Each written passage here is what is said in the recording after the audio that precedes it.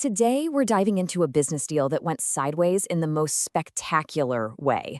We're talking about a huge partnership that kicked off with a major lie and just evolved into this decade-long legal brawl. And it's not just about the money, you'll see. It's really about trust, revenge, and how the courts try to untangle it all. So just ask yourself this. What happens when a $42 million deal is based on a complete fabrication? Imagine you've put millions on the line, thinking you know exactly what you're getting into. But then you find out the most important piece of the puzzle isn't real. That's exactly what we're going to unpack here. And believe me, this thing wasn't sorted out overnight. This was a long, drawn-out saga. It all starts with friendly talks back in 2013, the deal gets signed, and then, boom, it all falls apart.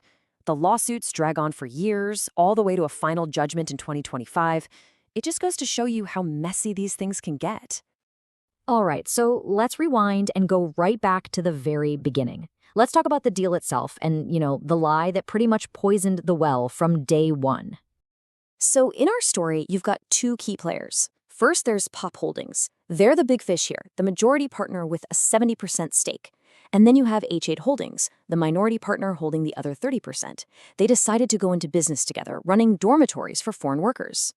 Now, the whole deal really balanced on one single property, a dormitory building.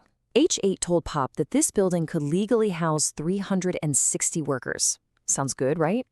Well, the reality was the legal approval was for only 130. That's not a small mistake. That is a massive, fundamental misrepresentation. And that number, that fake capacity, it mattered a lot. It was used to justify a $14 million valuation for just that one property. This wasn't some minor detail in the fine print. No, this was a huge chunk of the total $42 million deal they signed back in 2015. So what do you think happens when a lie that big finally comes to light? The partnership didn't just get a little rocky. Oh no, it completely imploded. And the majority partner, Pop, decided it was time to flex its corporate muscle. The second Pop figured out they'd been had, all trust just evaporated. It was over. And that's when they started making moves that the court would later call minority oppression.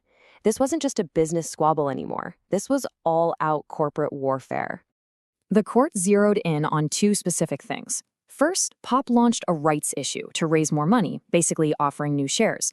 But they did it knowing full well that H8, the minority partner, couldn't afford to buy in. It was a strategic move designed to dilute H8's ownership. And second, they gave the owner of Pop a huge pay raise, jacking up his director's fees to $30,000 a month.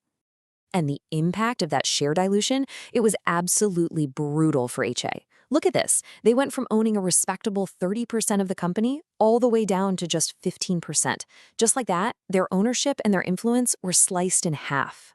So, naturally, everybody lawyers up and heads to court. Pop sues for the deceit, and H8 sues for being oppressed. And when that first verdict came down from the lower court, it really looked like Pop had won, hands down. The court totally sided with Pop on the deceit and awarded them $3.5 million in damages. The math was basically Pop's 70% share of the $5 million drop in the property's value. I mean, it seemed like a massive, clear-cut victory for the party that got lied to. On top of that, the court ordered a corporate divorce, forcing Pop to buy out the rest of H-Shares' shares. But, and this is a big but, the judge said Pop could buy those shares at a discount, partly because H8 was the one who caused all the trouble in the first place. So Pop gets millions and a discount to get rid of their partner. A slam dunk, right?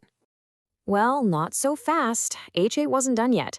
They appealed the decision, and this is where the whole story takes a wild, completely unexpected turn.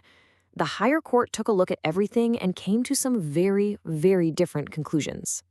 The first thing the appellate court did was take a long, hard look at that huge $3.5 million award for Pop. They started questioning how those damages were even calculated in the first place.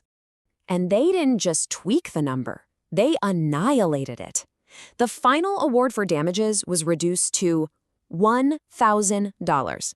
That's right, from $3.5 million all the way down to $1,000. What on earth happened? Well, it all came down to a really important legal rule called the transaction date rule. And it's actually pretty simple. If you're going to claim someone tricked you into overpaying, You have to prove what the thing was actually worth on the exact day you bought it. The problem was, POP used a valuation from 2019. That's 4 years after the deal was signed. So because they didn't have the right proof for the right time, the court basically said, sorry, even though you were deceived, you haven't legally proven your financial loss. But wait, the reversals weren't over yet. The court then turned its attention to the other half of the case, the buyout of H's shares. Remember, the partner that had been squeezed out.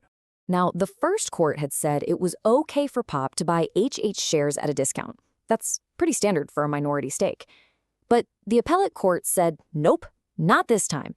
They ordered the buyout to happen at the full, non-discounted price.